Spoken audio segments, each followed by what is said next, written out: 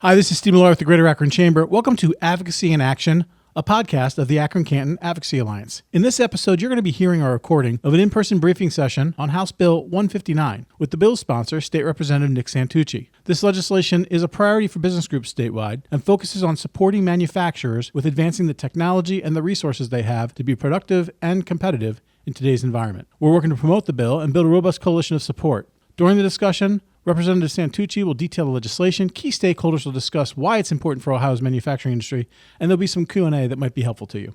Thanks for tuning in. Here at the beginning, I'd like to ask Representative Santucci if you want to share a few words about yourself and the work that you're doing in Columbus, just to so the audience today knows you a little bit better. Sure. Thank you, Jeff. Can everybody hear me? I don't know how close to put the microphone. It's good to be with you today. Thanks for the opportunity to host me in the city of Greene. It's beautiful here. I had lunch at 35 Bricks, which was a recommendation from John Rizzo in the back there, and it was pretty exceptional. Really nice restaurant and great service and good food, which is always a plus. A little bit of background on me. I used to work at the Youngstown-Warren Regional Chamber in my real job before I lost my mind and became a state representative. And so I'm very familiar with Steve and John and Jeff. I consider them friends as well. And I did government affairs for the chamber. Originally, my role at the chamber was education and workforce development. And my job was to understand what the business community needed to fill the workforce, what education was doing to prepare those individuals for the workforce, and what trades and labor offered in the mix. And so we would host roundtables and gatherings and meetings to try to solve the workforce problem for the Mahoning Valley. And I loved it, but our CEO at the time moved me into economic development, so I did economic development for a while, and then ultimately moved into government affairs, where I worked with these fine gentlemen. I have a 9-month-old daughter at home, and her name is Ella, and she melts me like a popsicle. So my wife and I live and my daughter live in Niles, Ohio, and this is my second term as state representative, and I serve in a leadership role as a majority whip with Speaker Matt Huffman. And our legislature, this GA, has been extremely productive. I was just telling Steve that we've really been hyper-focused on trying to solve property tax issues and a myriad of other challenges that our citizens are facing. This bill was a priority for me last GA and did not go very far for a multitude of reasons we can discuss maybe another time. But I believe that this is a priority for our legislature now. And if I could, I could jump right into talking about the bill, if that's okay, Jeff, unless you have an agenda. No, that's great. Why don't you go ahead and get right into it? Sure. So, and Jeff mentioned earlier, we're going to open it up to Q&A. So if you have a question on this bill or you have a question on another policy item, I'm happy to discuss it. There's no question that's off the table today. I'm happy to be as accessible as I can be. But this bill 159 was pretty intentional. When I worked in the Youngstown-Warren Chamber, we worked pretty closely with a group called MVMC, and they're a manufacturing cohort, and they bring all the manufacturers in, and they provide resources and services. And so the Chamber and MVMC had done a lot of partnership together at the time. And when we talked to MVMC, workforce was a major problem. When we talked to the Chamber, our Chamber membership, workforce was also a problem. So leaving the Chamber and coming into the legislature, I had toured a lot of manufacturing plants when I was at the Chamber, and as I got elected, more companies would ask me to come.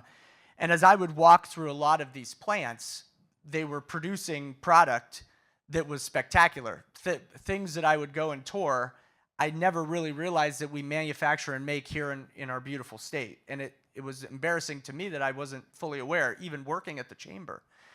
But one thing that I noticed as I would walk through the companies was that their technology was often outdated. And that's not a shot at anybody, that just companies are trying to produce the product that they can at the best they can. They're competing with companies outside of the country, even down the road, and their technologies were a little bit behind. And so as I would notice this, I would ask the companies, the tour guide, I would say, if there was something to offer you to invest in your technology, would you be able to produce more product more quicker? Well, the answer was always, well, of course. We want to upgrade our technologies. We want to produce more product. We want to get the product out the door as quick as possible. That would be wonderful. So I had spoken with the Ohio Chamber at the time, and there is a statewide agency called the Manufacturers Association, the Ohio Manufacturers Association. And they're pretty awesome. I really respect them. They're a smart group of people, and they do good work, and they're good advocates for manufacturing. And I had talked with both of those organizations, and I said, we've got to think of something or come up with a creative idea that will allow companies to get investment from the state, that the state can recognize why manufacturing is so important and incentivize companies to start to invest in their technologies. And they jumped on it. This was really, in all fairness, they deserve the credit for this legislation. I just carried it, into the legislature, into LSC, got it drafted, introduced it. I had Representative Steve Demetrio join me on this bill, and I'm pretty proud of it. What the bill will do ultimately is create a matching grant for small manufacturers to invest in their company to increase their technologies. And again, the whole story I just outlined for you was the precipice of that. So the idea was, let's help our manufacturers. You have to be a manufacturing company in the state of Ohio for 3 years or more. And that's pretty intentional so that we don't have some company parachute into Ohio and say, well, we want these dollars to invest in our technologies. We want to make sure that we're investing in companies that are already here in this beautiful state. And the idea is ultimately to alleviate some of those costs or some of those concerns of keeping up with technology. And I'm pretty proud of the bill. I'm hope to get it, across the finish line. But everybody here can play a role in that. And there's ways that you can support the bill, writing letters of support to my office and saying, hey, this bill is really going to be impactful. That always helps me a lot because I take that letter and I bring it to the Speaker of the House and I say, here's an actual manufacturer that's saying that my bill is going to move the needle for companies here in the state. You could come down and testify, and John and I could work on having you come down and filling out the proper paperwork. We'd love to have you in committee, talking about what your company's going through, talking about why this bill would help you grow and thrive, because that's ultimately the end game. We want companies in Ohio to grow and expand and thrive. You could call the Speaker's office or call the chair of the committee that this bill sits in currently, and explain to them over the phone, but I always like things in writing because it gives me something hard copied to go and say, this is what the company is saying. But yeah, there's a multitude of things that you could do to support the bill, but at this point, I think we can open it up to Q&A if you'd like. Jeff, I don't know what much more I could say. Well, that's great, and thank you so much, and I hope everyone here can tell how your background plays into the work you do now as a state legislator. You're going to have a hard time finding anyone else in the General Assembly with a better feel for the types of legislation that can make a real practical difference on the floor of, in this example, manufacturing shops across the state. So I want to thank you for that. And one thing that has, I think, been in the news a lot lately is the what I would say great work of Jobs Ohio to draw new manufacturing investment into the state. But Ohio's been a manufacturing state for a long time. It's in our DNA. It's in our blood. Yeah. Yeah, absolutely. And there's been relatively little state support available to existing manufacturers, especially the small and medium variety. Was that in your mind at all as you were thinking about introducing this legislation? Great question, Jeff. Yes, absolutely. And I alluded to it a little bit, but I should have dug a little deeper. Coming from our chamber world, data and information really lead us on what decisions we make on behalf of the business community.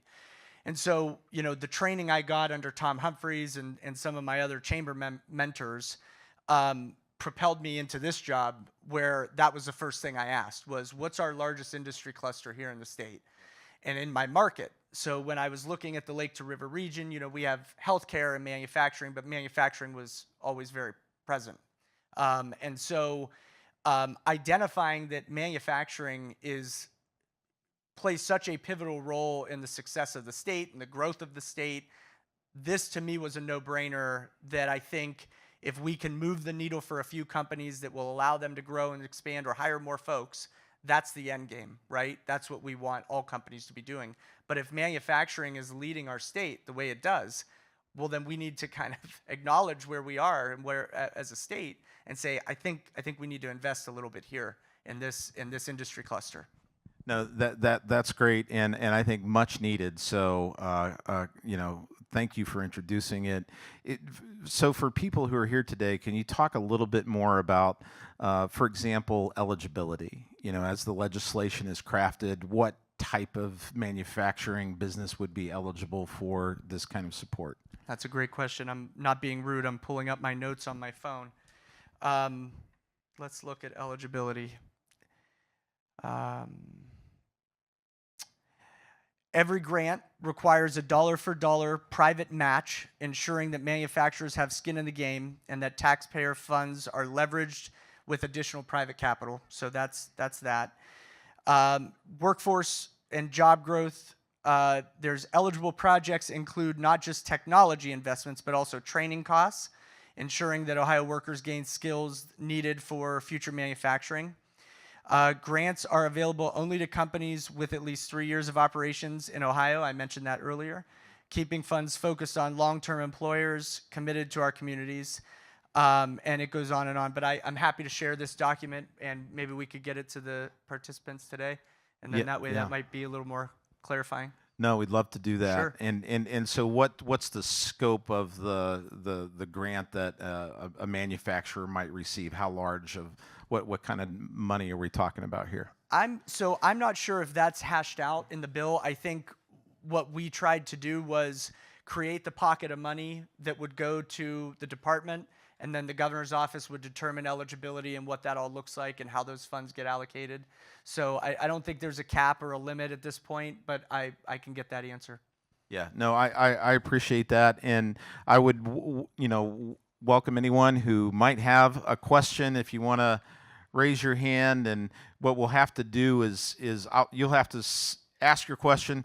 I'll have to repeat it because we're recording this so that more people can benefit from the information that Representative Santucci shares with us here today. So yeah, Steve.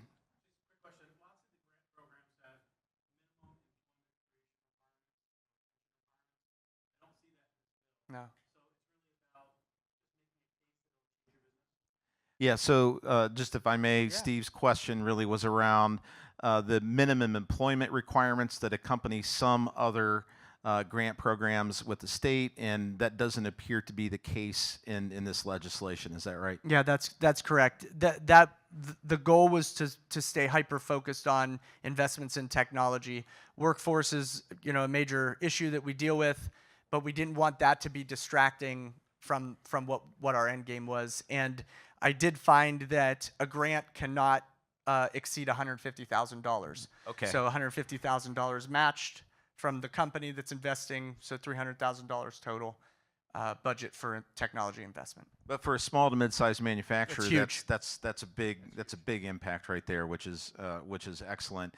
So were there other states that have done? I mean, this is interesting to me. I've have some time in my career in the manufacturing industry, and it's I think every manufacturer is acutely aware that they are competing in a global environment, and the state is also competing in a global environment for investment and economic growth and those sorts of things. So are there other states in the United States that have implemented these kinds of programs? Was that any part of the spark here? I don't think so. I think the vision was finding something that we could give back to the manufacturers so that they could invest in their companies. There may be other states out there that are doing similar things, and maybe this project or program was pulled from there and applied to manufacturers. But I didn't investigate that or look into that when I was working with the Ohio Chamber. I trusted them that this was the right move, and that's just kind of how we move forward with it. So no, I'm not aware of any other states, but each state is very different. So each state has their own industry clusters that they're trying to bolster, boost, and help. And I think when it comes to Ohio, I think manufacturing is a no-brainer, like I mentioned earlier. Yeah, no, I'm glad to hear you say that. Thank you. Because certainly we feel it in all of Northeast Ohio. That's I right. think certainly in Summit and Stark County. So No doubt. thrilled to hear that. What about? So we're going to. Well, let's start with this. So from a legislative process perspective, I mean, you're part of the leadership team in the House as Majority Whip. Do you have a sense of what the opportunity to move this legislation forward might be? So the bill currently sits in the House Technology Committee right now, and I believe the chair and the vice chair I think is Tex Fisher, and the chair is I want to say Brian Lorenz, but it might not be. We'll have our data team check that. Thank you. It gets a little confusing with all the committees we have in Columbus, but so it's to be determined. We're waiting for a third hearing on the bill, and typically after the third hearing, the committee will vote the bill out and send it back to the speaker so he can bring it to the House floor. My hope is that we can do that in October when we return, and that the technology committee will approve it and move it forward. And then hopefully we'll be able to advocate for it when we meet with the speaker in our leadership meetings. The way it works is the speaker will bring a list of bills that have gotten out of committee, and we as a leadership team are sitting there, and he goes line by line and says, what do we think of this one? What do we think of this one? So I hope it'll make it to his desk, and he'll be able to present it to us. And my leadership colleagues will support me in this effort, but I plan to advocate pretty hard for it. No, that's fantastic, and we certainly want to do the same. And thanks for mentioning how anyone here or watching the recording could be involved and participate as well. And of course, John Rizzo, who's Vice President of the Akron-Canton Advocacy Alliance, can be a help in getting you connected to opportunities to advocate for legislation like this. And so that's a service that we would gladly provide. Let's be optimistic. This is gonna pass. That's right. It's gonna pass. That's right. Well, Jeff, you've been around politics a long time. You never believe anything till it happens, really. So my hope is that it passes. I'm confident it'll pass, but who's to say? We'll see. Well, I get that, but at the same time, let's imagine that world where it does pass and becomes law. We'll celebrate, of course, but beyond that, do you know where this program would reside in state government once it does pass? Do you have a sense of that? I think it would go under the Director of Development. So Okay. the Department of Development would oversee the grant and implement it. And so all the companies that are here today, keep an eye on the Department of Development's website for available grants and things like that. That's Great. how you'll find it. Excellent. Do we have some other questions from folks out there? Anyone else want to ask a question? As you're thinking of a great question to ask, I have one more that kind of popped into mind. Sure. So I would assume then, once it gets to the Department of Development, that they would be the ones responsible for setting the guidelines on how to apply, what materials required, those sorts of things. That's Is that right. right? That's right. So the idea was, let's create this pot of money for manufacturers. Once it gets to the governor's office, which is the Department of Development, the governor oversees that department. Then the governor's office could determine, well, this is how we should outline it and break it down. This is the application process. They need to have a budget and submit the budget so that we could review it, and development would identify all those kind of requirements. Yeah, Right. you were spot on. That's great. Sure.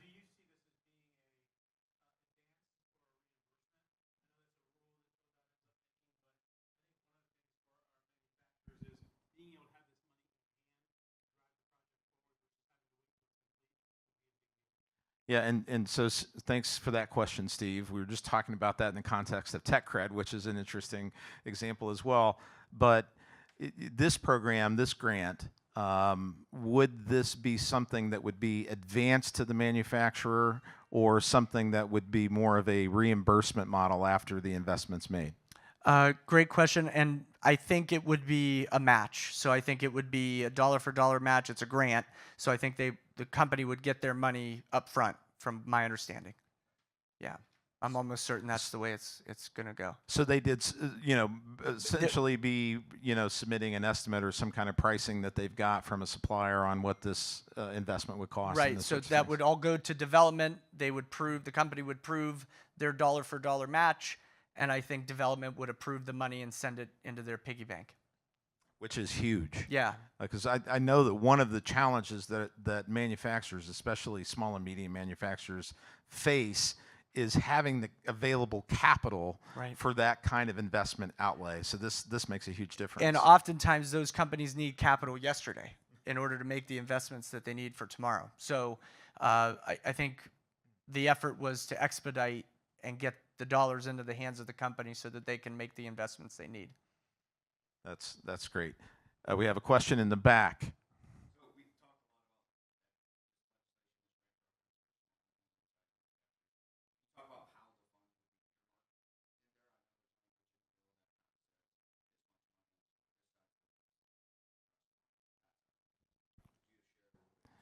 Yeah, and so John Rizzo's question from the back is around how this bill, this program would benefit small and medium-sized manufacturers, and so within that, are there different levels size-wise where there'd be funds allocated in advance for manufacturers of different sizes, or is it wide open for everybody? Yeah, so that's a good question. I am almost certain that it's open for everybody, but maybe we'll have to talk offline, John, about what the different companies would qualify for, because I'm not sure I'm familiar with that.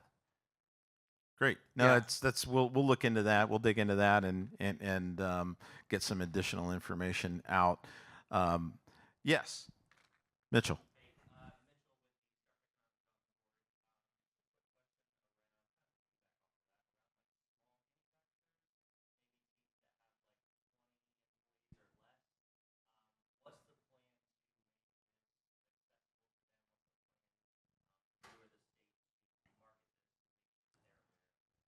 So this question was around, the state has a lot of small manufacturers, 20 employees or less.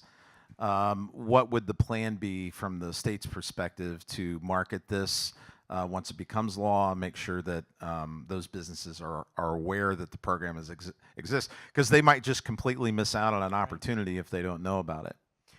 So, great question. Thanks, Jeff. I suspect that I'll have to work with the Department of Development to determine that. Their office would probably be the ones to kind of market it and brand it and make a one-pager for it and all of those things. But my goal or my vision is to work with our chamber partners, with our MVMC partners, with the state agencies to blast this out. So I assume that you're here because you work for a manufacturing company that could benefit from this. You're not? Grant coordinator. Sure. Yeah, great.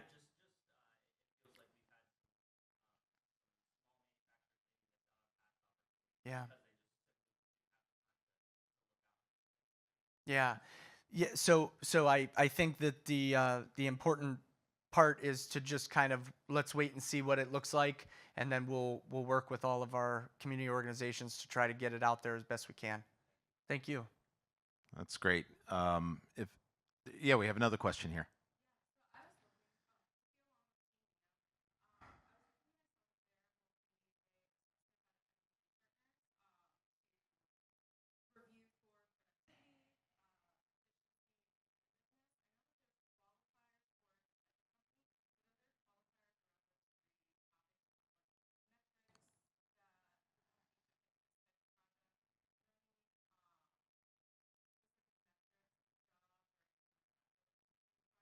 And Sophia with Team NEO was just asking whether or not on the sort of evaluation end at the back of this, are there specific metrics that partners in the process are going to have to confirm that the manufacturing company has hit through this investment. Am I getting the gist of that? Great. Great. So thanks, Sophia. Appreciate the question. I love Team Neo. Kudos to landing Matt Dolan as your CEO. He is a rock star and has been a mentor and a friend of mine for a long time. So that's good. Appreciate you being here. I don't think that there's metrics or requirements, but I can look into that and get you an answer if that helps. Thank Great. you. Thanks. We got another question in the back there.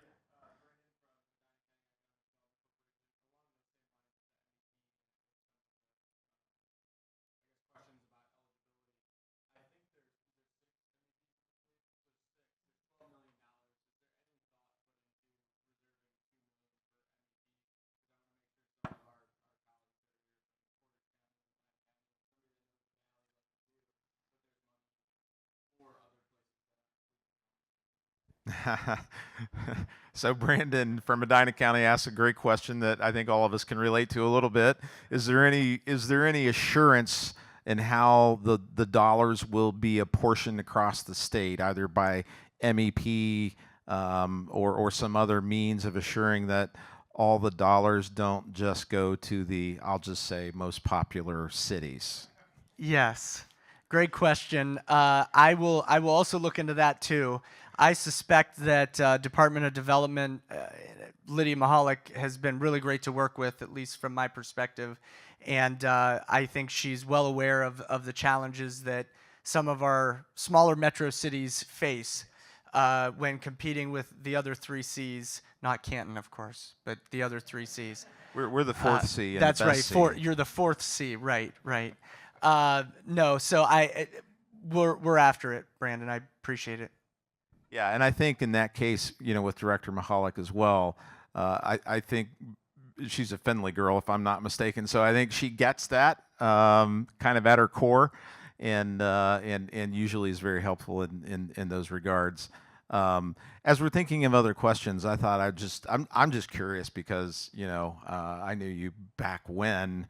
And you very rapidly have progressed into leadership in the House, which is, congratulations on that. That's not easy to do. Could you talk a little bit about the environment in the House right now? What maybe some of your priorities in addition to this legislation might be for the rest of the session? Sure. Thanks, Jeff. It's an honor to serve as Majority Whip under Speaker Huffman. He's someone I've long admired as well, and somebody I try very hard to absorb knowledge from because he's been around a long time and he's very sharp and he gets it. So it's been wonderful to be in the leadership team, and it's given me a different perspective on the way legislation comes through the process and how I can be involved and give my opinion and how it shifts or changes bills and policies. I like to think for the better. But it's been wonderful, and it's a total honor. The House has been trying to be as diplomatic as I can, drastically different this GA from last GA.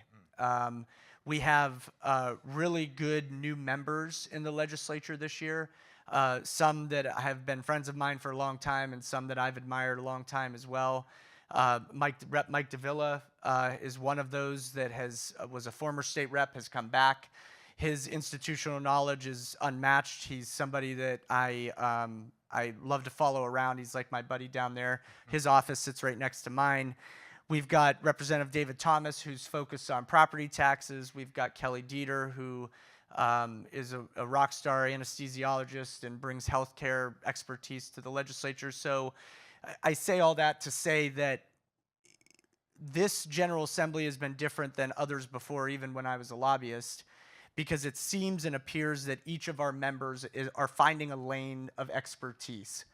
And I think that's helpful, especially when you've got 99 members in the House that all have their own personalities and their own egos and their own vision of what the state needs.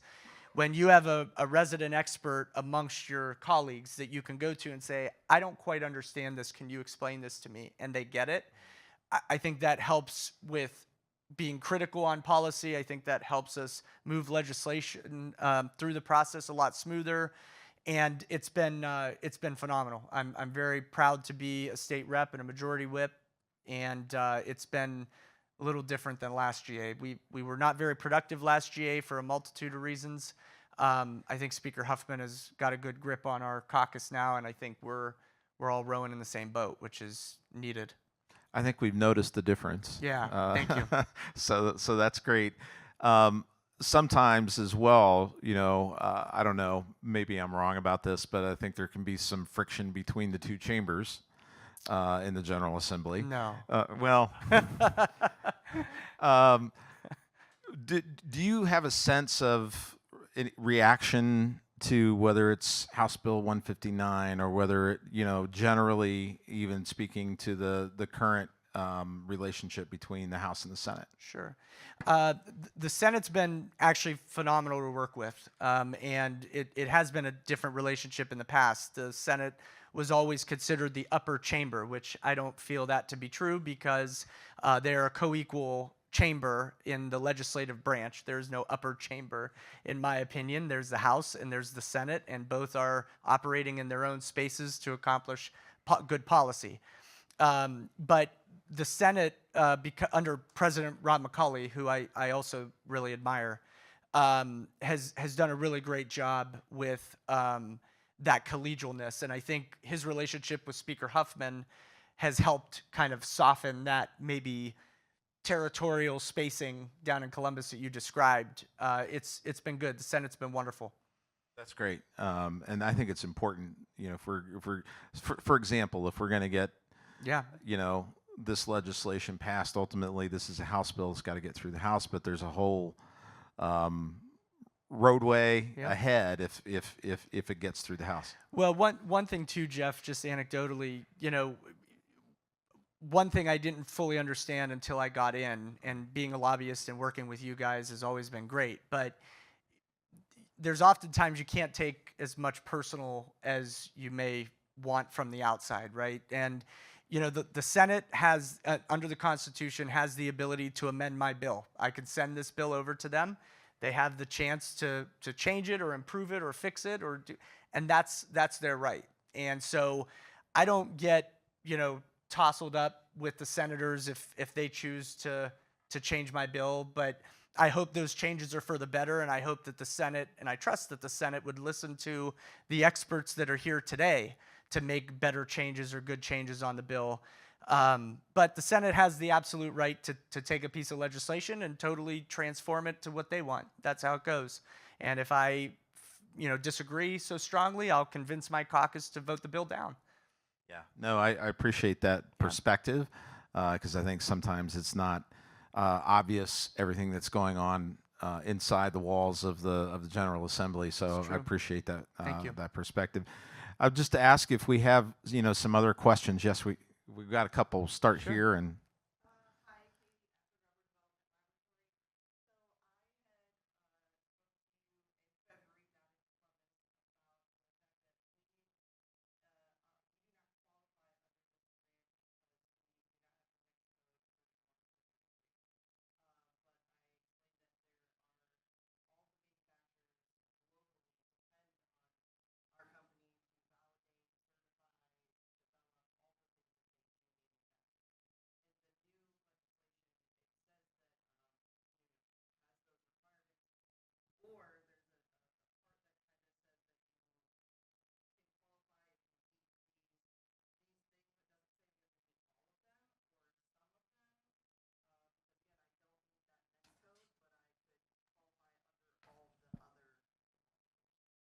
So Katie, with Development Laboratory, was it?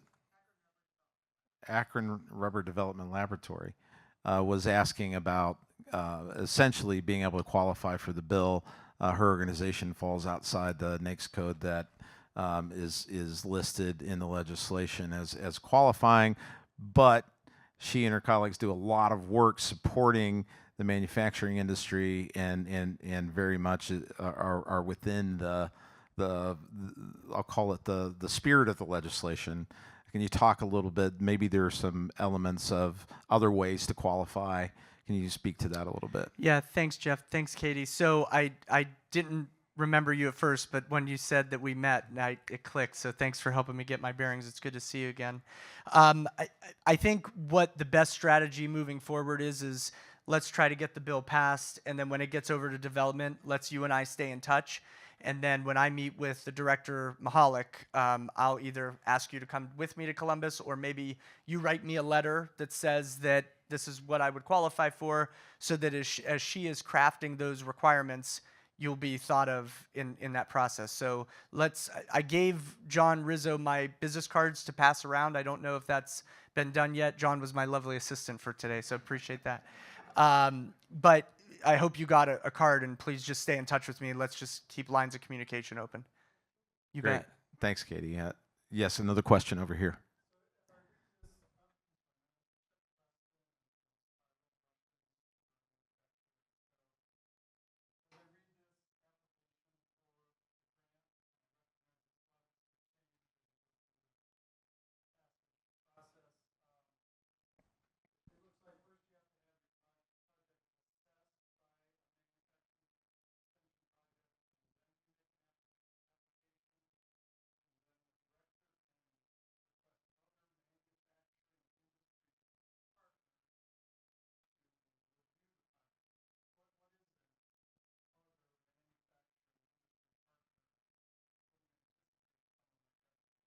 So Chip with Spiral Brushes in Stowe was asking about the qualification process, and that there's in the legislation a review by MEPs and potentially other manufacturing sector partners. Who might those be, and how might that review process work? I think that, thanks, Chip. I think it's all to be determined. I think we're trying to understand what that all looks like. I think there's organizations like MVMC, like I mentioned earlier, and other organizations that exist. Each community in the state of Ohio is very different. You know, Mahoning Valley has the manufacturers. I don't know, do you have an MVMC up here in this market? Is there, what's that? Okay, so I think organizations like that, Chip, would be qualified under this bill to kind of come in and say, this is a good project and this is what we need to do. Go ahead. John might have insight. I can't hear you. I'm sorry. The bill says it's industry sector partnerships. Right. Development. Right. So those are industry sector partnerships that are designated by the Department of Development. Right.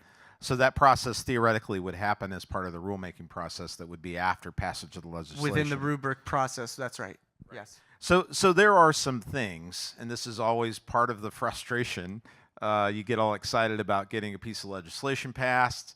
It's going to be great, and then you got to go through the rulemaking process, and it still is great, but you can't. I mean, this is one of the challenges for chambers, for whoever's active in this space, but for your businesses as well, that you can't really take your eye off the ball until we get those final rules out. And it's really important to stay on that. That's why we like to get feedback from you at every stage of the process, so that we can activate our advocacy efforts to represent you in all of that. That's a great point, Jeff. And that's why it's so important that not only are you here, but you're communicating with your chamber or with my office directly, because we don't want to introduce legislation that is either going to add regulation or burdens to you, or not be as impactful as we would want it to be. So if there's good things in this bill that you like, I want to know that. If there's bad things that you're a little concerned about, I need to know that too, so that I can carry that back and either change the bill, or when the bill moves over to the Senate, as we discussed, one of the senators that I'm close with, would help me make the appropriate changes on their side in the chamber to pass a good policy for you all.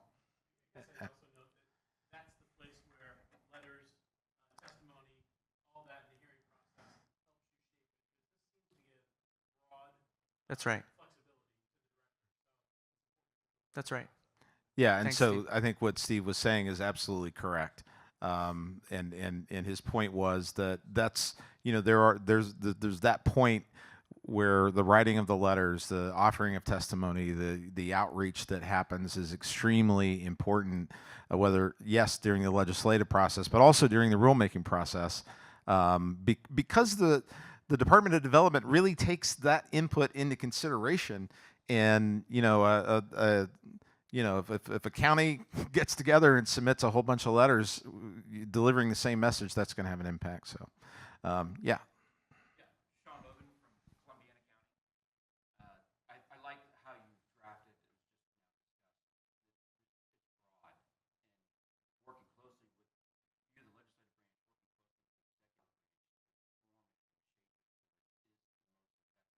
without having it being too prescriptive. So a lot of the questions will be answered as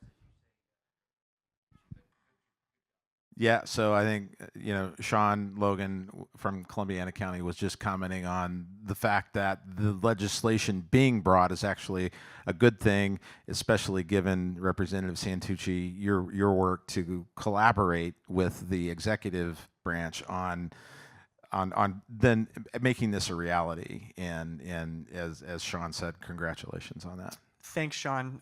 Thanks, Jeff. Thanks, Sean.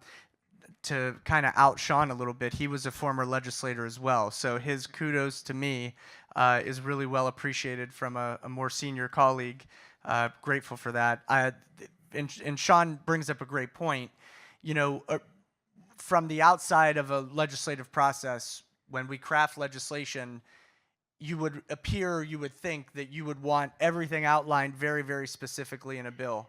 Sometimes the implementation of that is so challenging because you have to fit the framework of whatever's written that it causes a lot of challenges on rubrics or other qualifications or things like you described, Sophia?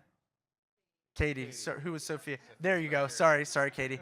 So the idea is be a little vague in the drafting of policy intentionally, have a lot of unanswered questions, which we described today, with the expectation that that will all be ironed out through the executive branch and through the implementation process. So thanks, Sean, for kind of raising awareness of that so I could kind of explain that, why this is written in the manner that it is.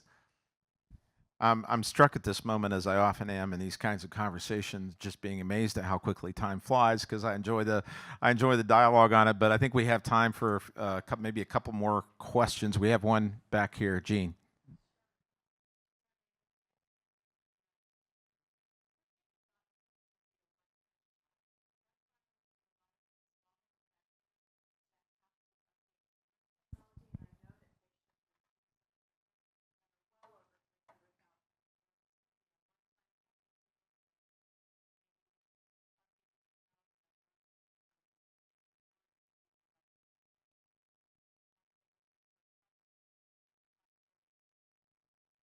Thanks, Gene. And Gene with Connexus NEO Greater Akron Chamber was asking about whether or not there's an opportunity to, in essence, be a repeat customer with this program, or is it you do one project, you can't come back for a second project? That's a great question and another to be determined answer. We'll have to see what the director thinks about that. I guess I'm not opposed to a company coming back over and over.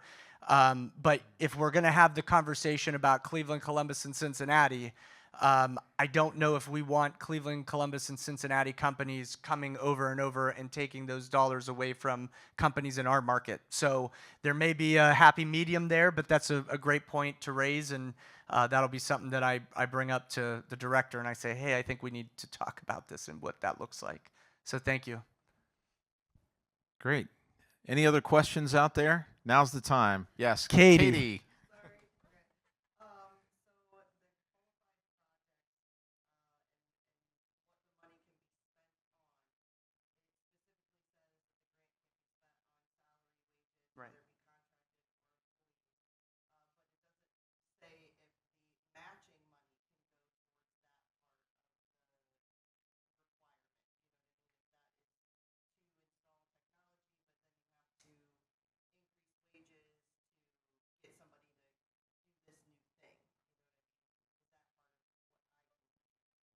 So are you saying that the manufacturer, you're asking whether the manufacturer can spend their half of the match on, say, payroll or salary increases, those sorts of things, because the bill states that the state match can't be spent on those things, cannot, right? So if it's not outlined, then that's probably possible that you would be able to use your investment for the salary side of that. But let's talk about that maybe offline too. Yeah. Yeah, and I think that's a great question because this gets into the whole. What are the requirements? What are the rules? What does it look like? How's it implemented? How's it distributed? All great stuff. Yeah. Right, but also Sorry a to interrupt you. powerful. No. Yeah. But also a powerful reality in the manufacturing sector today, which is the constant need to upskill. Yeah. And as people get new skills and they're capable to operate more sophisticated technology in the workplace, well, they might expect to make a little more as well, Sure. or they get stolen away by another company. Very So true. that's a great Very true. point. Did you have another, Sean? With the change of administration coming up, important to know, to make sure that whatever that new administration looks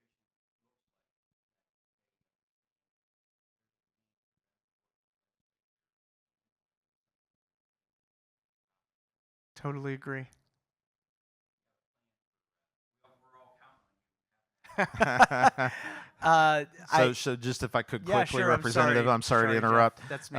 Just so we, for the recording, we have captured Sean's wisdom here, which I think is spot on, which is with a new administration that will be coming to the state of Ohio. It's always important to make sure that the efforts are underway, in place, to keep those relationships strong, and also that the new administration understands why a bill like this is really important. Great point, Sean, and I hear you loud and clear. Regardless of who is the next governor, the legislature has every expectation to continue to write good policy for the state. If the governor chooses not to sign that or not to support it, that's something we'll have to deal with him on or her. But it's been made very clear from the speaker that the legislature doesn't stop legislating. We're going to continue to write good bills and make an impact for the people of the state of Ohio, regardless of what the governor does or doesn't do. He has a constitutional authority to do that, and so do we, to either override his vetoes or do whatever it is that the legislature feels we need to do to move the state forward. So thank you. So that's the plan. Great. Keep moving forward. Thank you. Keep moving forward. Are there any other questions out here this afternoon? I really appreciate everyone's willingness to engage. I love it when we've got good participation like this. It shows a couple of things, one of which is real interest in the topic. So I think you're onto something here. I think that's fantastic. I just want to thank all of you for being here today and for being part of this and your interest in this topic and in public policy. It's so important, and so many people just sit back and then wonder how or why something happened that they didn't like. So I love that you're here and part of this. Just as always, really want to thank Steve Millard as a close partner in the work that we do between the Canton Regional Chamber and the Greater Akron Chamber through the Akron-Canton Advocacy Alliance. We welcome your ongoing participation in these kinds of events. We try to keep the focus on those issues that make a real and lasting difference for our member companies. And if something, John Rizzo is an outstanding advocacy leader, but he might miss something. And so, No way. well, I mean, I'm not going to say it's news. happened. Fake news. But if you think that John Rizzo has missed something, we want to know, right? Not because we're going to punish John Rizzo, but because we want to get on it and understand it and see if we can be helpful in that regard. So lastly, I want to thank you. I want to thank you for your leadership. I want to thank you for your willingness to be here today. And I think I would love to give you the final word here. Well, thanks, Jeff. I appreciate it. And thanks again to everybody that came out today. Really appreciate the dialogue and the conversation. Hopefully you have my business card. Please call, email, whatever way you want to stop into the office. We'd love to have you in Columbus. My office is on the 13th floor of the Rife.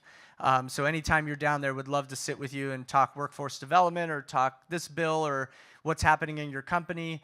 I'm always willing to come out and tour as well. So if you're interested in having me come out and see the product that you make and what that all looks like, I'm happy to do that. Just send an email out to my aide, and he'll help coordinate that. And keep me in mind for letters of support for grants. If you're seeking grants outside of this one, if you're seeking grants for at the federal level or local level or the state level, even though I don't represent this market, you have Jack Daniels, I think, is your state rep here, and he does a great job. We're lucky to have him in the legislature. But if a letter of support from my office would help, please don't hesitate to ask for that. I'm happy to sign on to a letter, because if we get investment in the Akron-Canton market, that helps folks in Trumbull County. And I think we need to all start thinking a little more regionally in order to get some of those dollars back to Northeast Ohio that isn't the 3 Cs. And if I could play a pivotal role for you or your company, I'm more than happy to do that. So, well, thank you God for bless that. Thank you for the regional shout out, for being here today. And I would also like to thank the City of Green for hosting us here today in this marvelous building. It's beautiful and was a great venue for this. And thank you for being here, and I wish you all a very pleasant rest of your day. Thank you.